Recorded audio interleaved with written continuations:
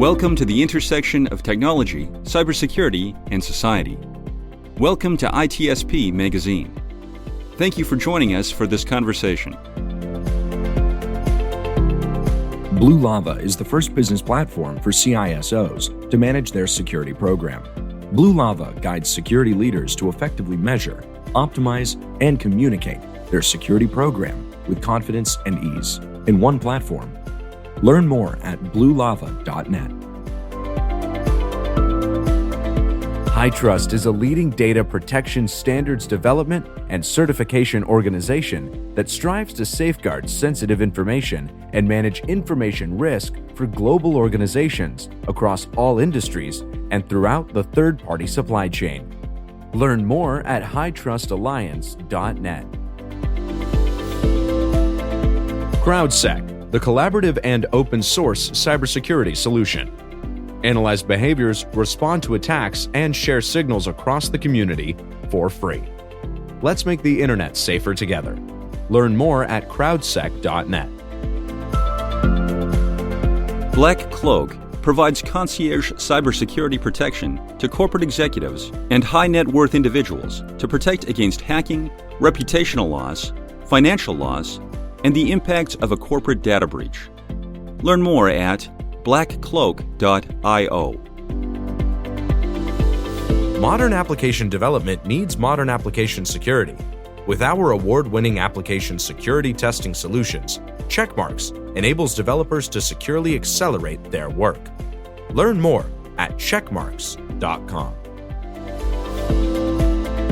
AppViewX is trusted by the world's leading global organizations to reduce risk, ensure compliance, and increase visibility through machine identity management and application infrastructure security and orchestration. Learn more at appviewx.com.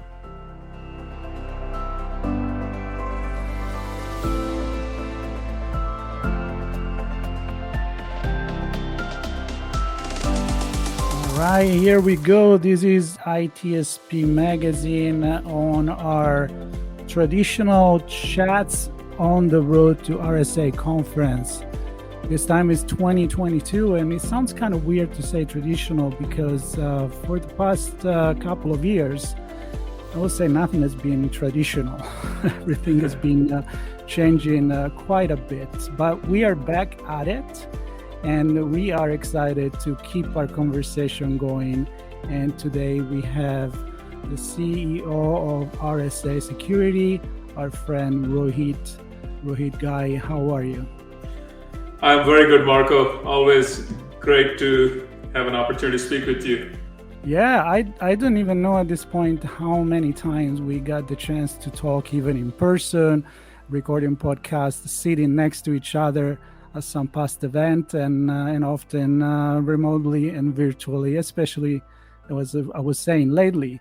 So it's a pleasure to have you on again on ITSP Magazine. And why don't we start with a little introduction about yourself for the people that probably those few that don't know who you are. And then we can start talking about what you're up to at RSA Conference and what's coming up and what is new there. So let's start with you and how have you been? What have you been doing? No, sounds great. And so just by way of introduction, I'm Rohit Ghai. I am the CEO of RSA. And the story of RSA has been pretty close to the story of cybersecurity itself. We've been in the cybersecurity field for many, many decades. But about 2.5 years ago, right around the pandemic, we announced that RSA was spinning out of Dell Technologies. So we're now in a private, independent setting, which is exciting to be kind of born again and be small again and feel like a 30-plus-year-old startup. So what I've been up to, Marco, since the spin out is to reconfigure RSA to take advantage of our new independent setting and drive innovation on behalf of our customers. And of course, being in the identity and access management space with all the remote and hybrid work, And with you traveling all around and kind of that is a typical example, right? You're doing your work from anywhere. So as work has transformed, that has been a great catalyst for cybersecurity and certainly helped RSA. But that's really a bit about me and what I've been up to recently.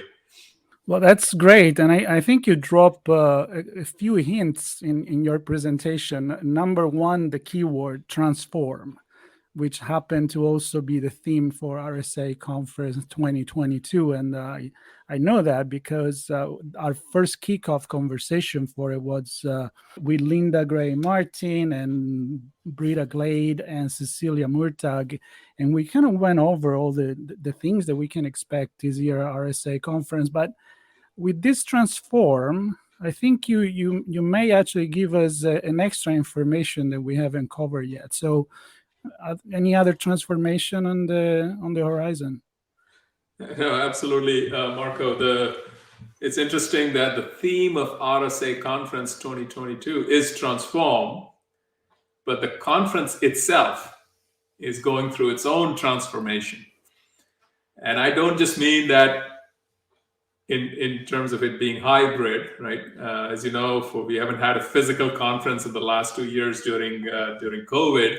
So it's great to be able to. I'm aware. Everybody is. Yeah. And it's a great feeling to bring the industry together in June for the first time in person. But the new update we have is that we are very excited to be working with Crosspoint Capital alongside our existing investors, STG and Clearlake. So RSA Conference is now an independent business, an independent company that is focused on this mission of serving the cybersecurity professionals around the globe. And with this extra investment, we expect the conference to be bigger and better. And all the entire community that powers this conference can look forward to not just a great conference experience, but a 365 year-round learning platform, and just a connection platform to stay engaged with the community, not just physically when we're together, but throughout the year. So a very important announcement in the story of the conference being announced. That is a really big announcement. It sounds like what you said about RSA security. Even RSA Conference is a brand new company that has been around for a long time, a brand new event that has a lot of things changed. And I don't know if you're doing this all on purpose, but I think we can start talking about your presentation there at RSA Conference, which it seems to me very much in line with transform, and the only constant is something that you want to tell us about it. No, absolutely, Marco. So the title of my talk is The Only Constant. Okay, and I've taken a slightly provocative interpretation of that topic. Pretty much everybody would expect me to say the only constant is change, right? That's especially the theme of the conference is transform. Right. The title of the talk is the only constant. So obviously I should say the only constant is change. But what I'm going to say is that change is absolutely a constant, but it is not the only constant. Okay. So that's a subtle nuance. And if you think about just the word constant and think about our world and what constants mean for us, the point I try to make is, look, constants power progress. They are the foundation for science. If you think about a scientific experiment, right? Scientists change all kinds of variables and they see what's changing and what's not. And what does not change kind of provides a platform for figuring out solutions. Like, if you think about science and let's say take an example of the gravitational constant. Using the fact, applying the knowledge that is a constant, I can predict my weight on Mars without ever traveling to Mars, right? So constants have a very special role for us because they serve as a platform for solutions. You can predict how things will be in times or in places where you've never been, if you know what constants are. So thinking about what other constants exist besides the constancy of change is important for making scientific progress. And as you and I know, cybersecurity is, of course, there's a lot of art to it, but it certainly has a lot of science to it as well.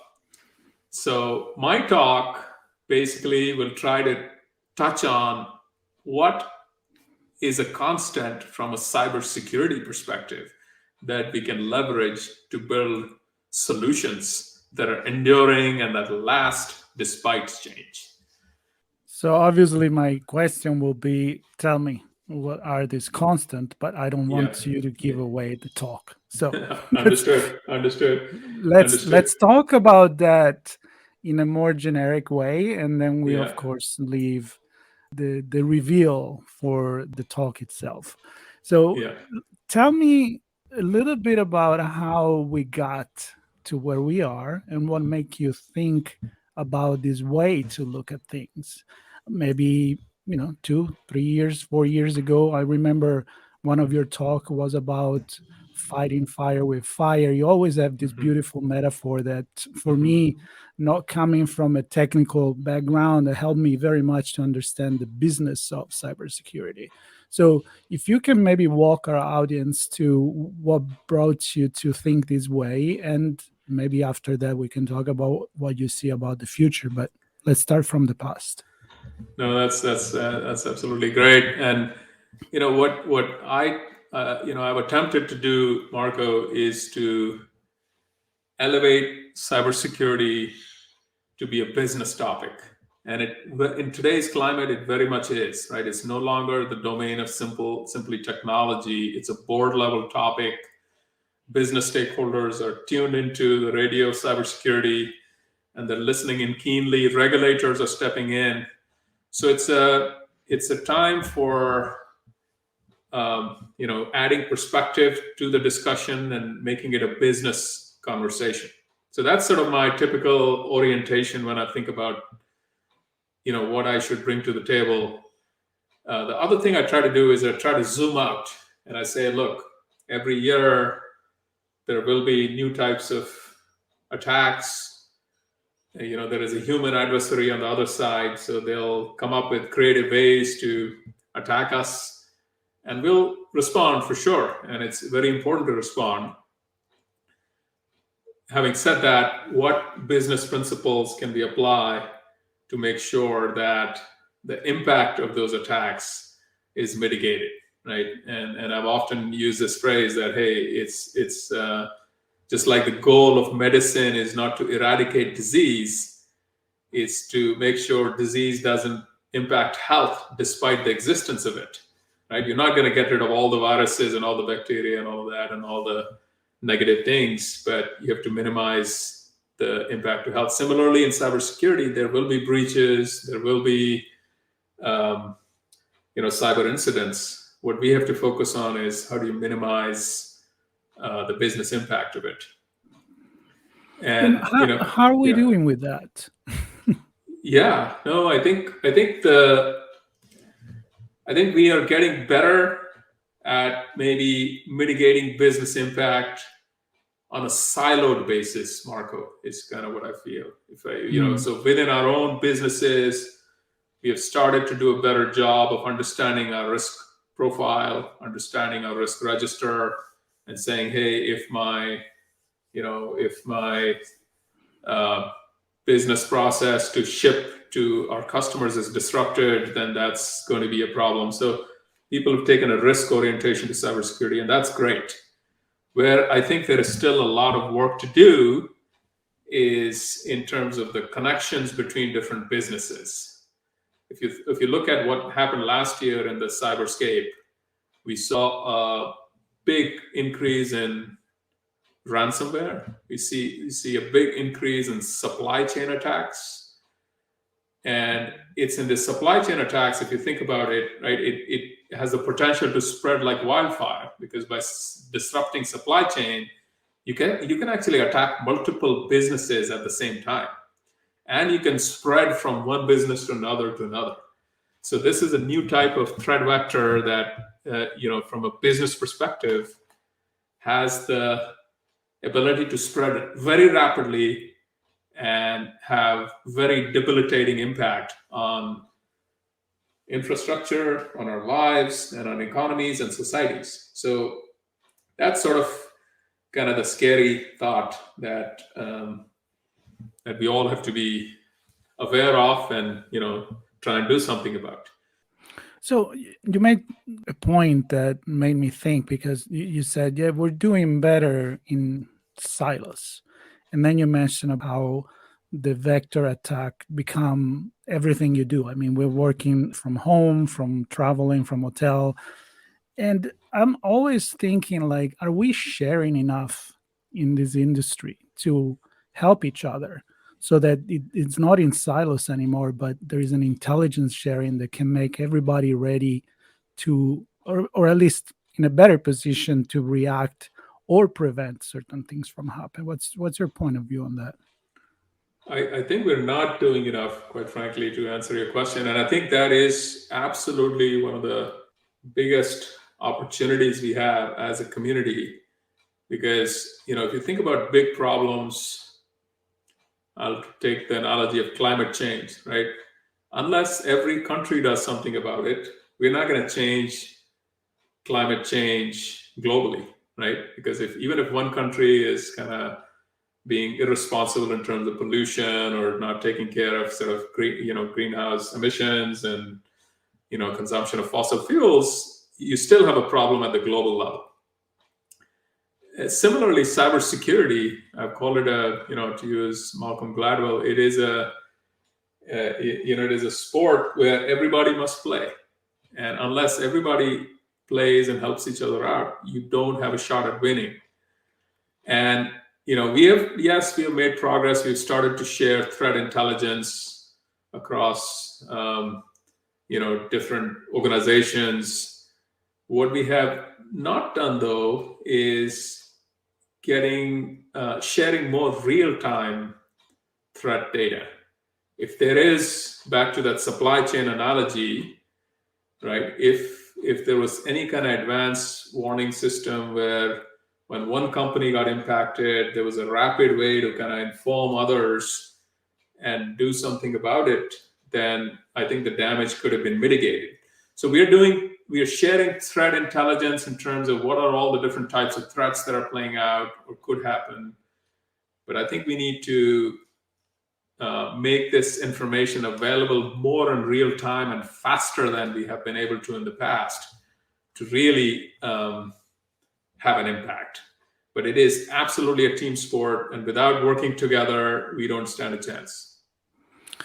Do you think that this big change, these 2 years of pandemic, new emerging technology, the way that we had to communicate more, and also other factors and news that we have seen lately, unfortunately, that really make you think about the supply chain and how important it is? Maybe not from a cybersecurity perspective for the everyday user or for the regular news, but your head, when you're in this business, it does goes to that, right? You said that something get disrupted and everything, it's starting to echo all over the places. And of course, one of the thought as well is national security. And I'm wondering if you're making some points during your talk about national security as you talk about supply chain as well.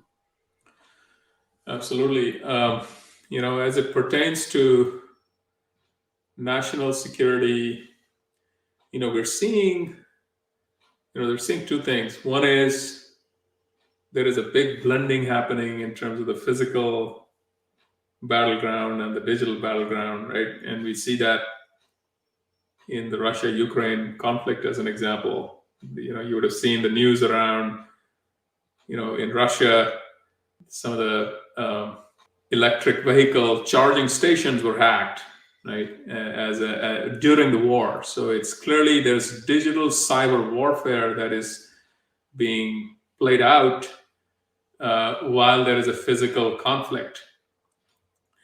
So this idea that, in the past we've thought about cyber threat activity as something that is asynchronous with and is sort of separate from physical wars or conflicts. But as the Russia-Ukraine conflict suggests, it is now in band and is sort of happening co-synchronously and in parallel with during a conflict, and it's a big part of the warfare strategy, if you will. And from a national security perspective, there are two things I would say. One is, touching on the kind of the supply chain point.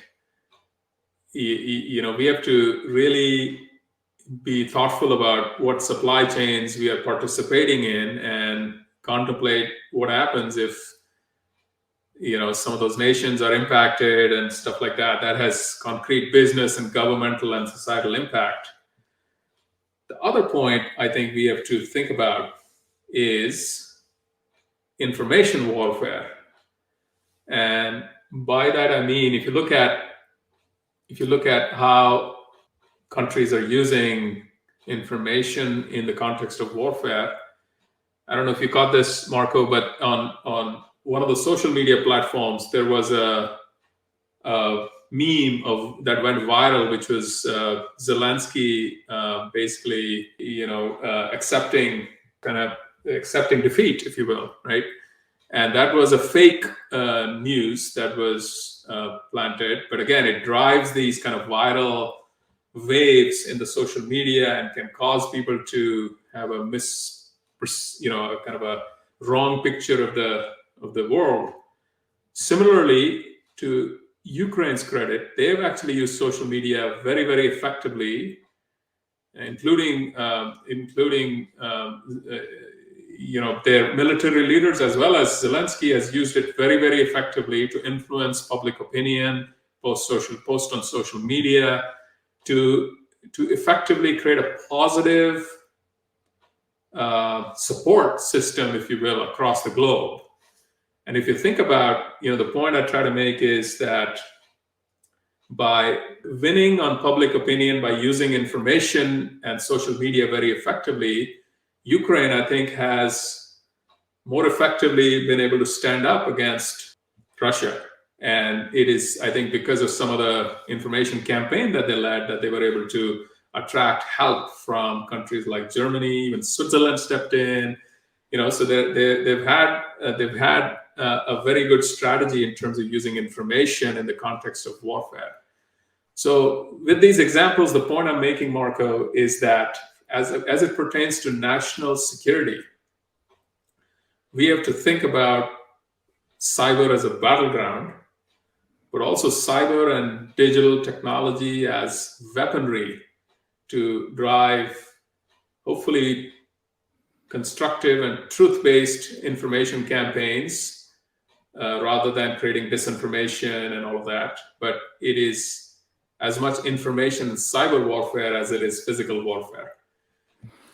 Absolutely. And you're bringing this example of something that has been going on with war since the beginning of time. You call it propaganda. Now we have different tools that are no more just radio waves, which, by the way, I heard they've been used again, radio signal during this war to kind of reach to the Russian side of things, that they could stop the internet, but maybe they couldn't stop the radio waves.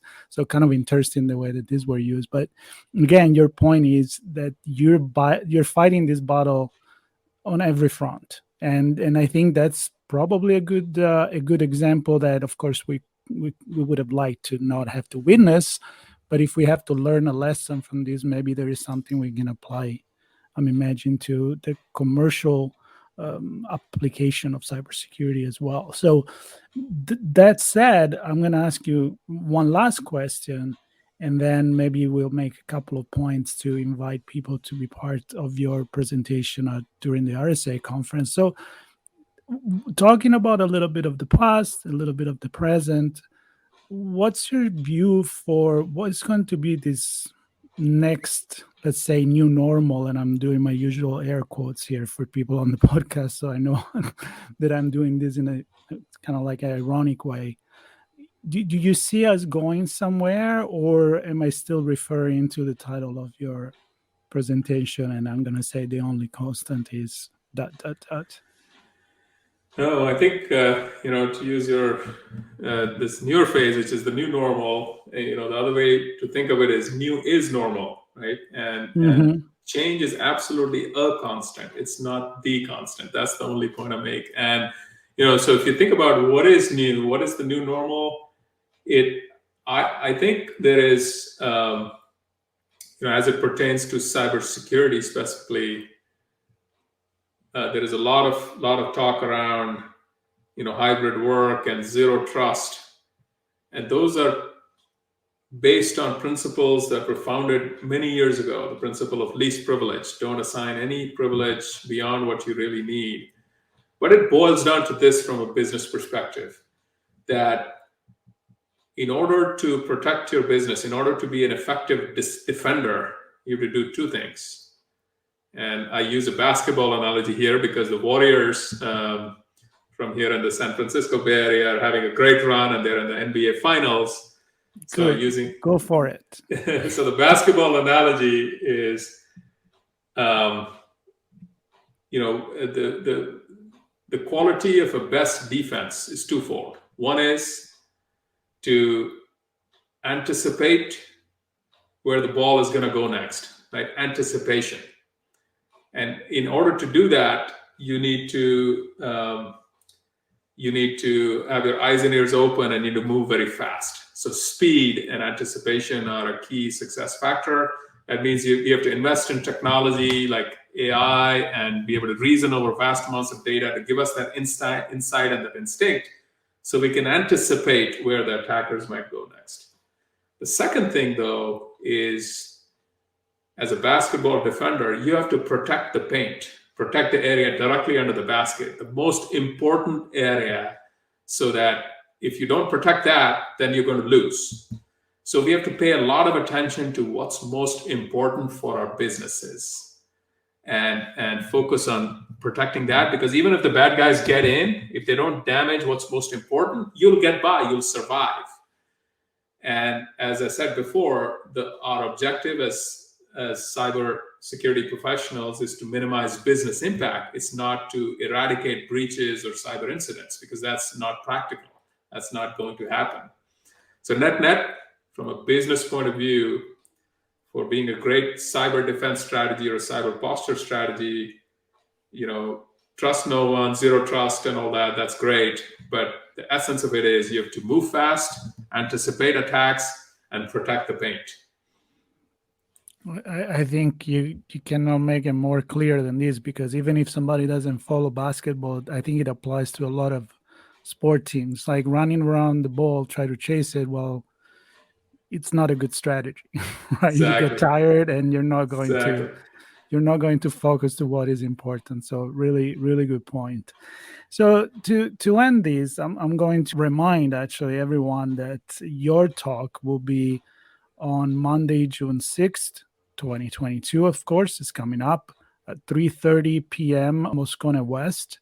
And so I'm really hoping and inviting that a lot of people that come there will come and participate and listen to what you have to say, because I've heard your talk, your speak and presentation, and I always come out with something that make me think. And as I always say when we do a podcast, if people walk away from it and say, this really made me think, we're doing a good job. So my last question for you is, what would you like for people to think when they see the presentation that you're going to do? They walk away, they talk to each other. I can totally picture the Moscone in my head right now, and talk to each other. What would you like for them to talk about after they listen to what you have to say? What should they take home with them and back in their companies?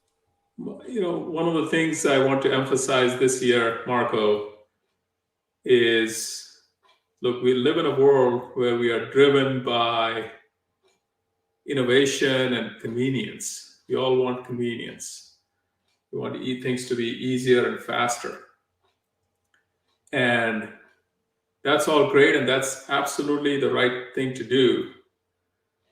But if it's at the expense of or the cost of security, we have to sit back and pause and wonder if convenience in every scenario is the right thing. And again, we've had an incident in Texas just this week.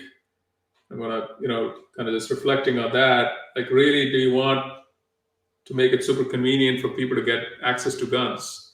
That's not a place where convenience should be optimized. So my provocation or my key takeaway or my ask of people is to think about this. We've always thought about this trade-off between convenience and security. First of all, I think it's high time where we, for specific situations, for the things that are important, stop sacrificing security for convenience. And second, we should not think of this as a zero-sum game. We should not think of it as security or convenience. We can grow the pie, we can have security and convenience. So therefore, maybe there isn't a need to sacrifice convenience, and you can still have security. And that's the kind of the mindset we need to develop. We need to create solutions and innovations that enable that kind of thinking. So that's my key takeaway and my ask of my audience. And I would love to see everybody there. Again, like you said, my objective is, most people that are there will be very, very smart. So my objective is not to tell them what the right answers are, but just to provoke some thinking and some food for thought is what I hope to be able to provide. I think all your reference and even referring to the news, it's something is in our head. Everybody, I think, is thinking about that, and the reference to many other things we do in life. I think you're right. You're correct. We can't have it all, because we end up probably not have anything if we want it all.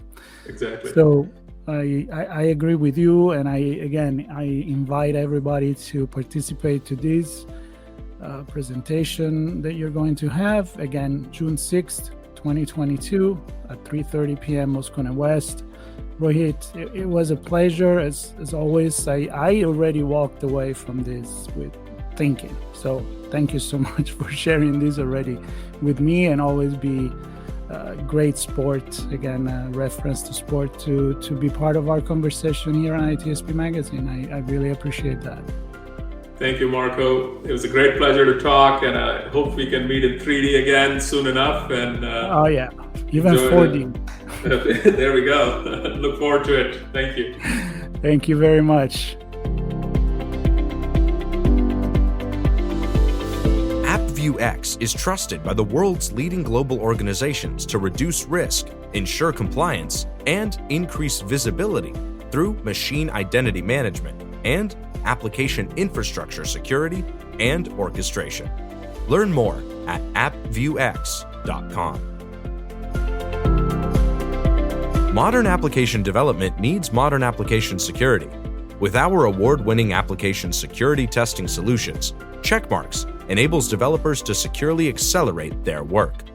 Learn more at checkmarx.com.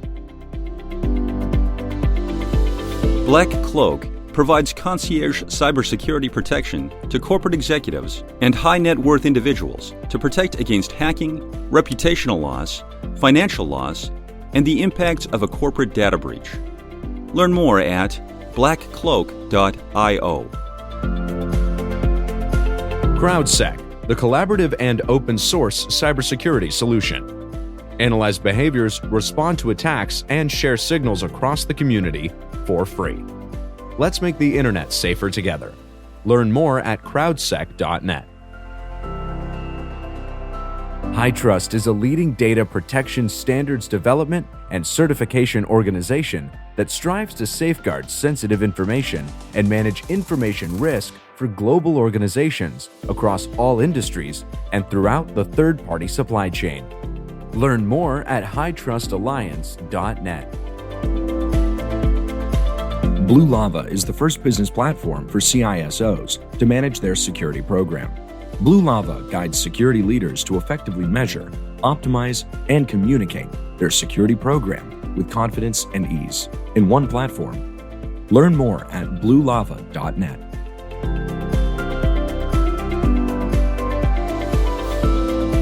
If you enjoyed this podcast, share ITSP Magazine with your friends, family, and colleagues.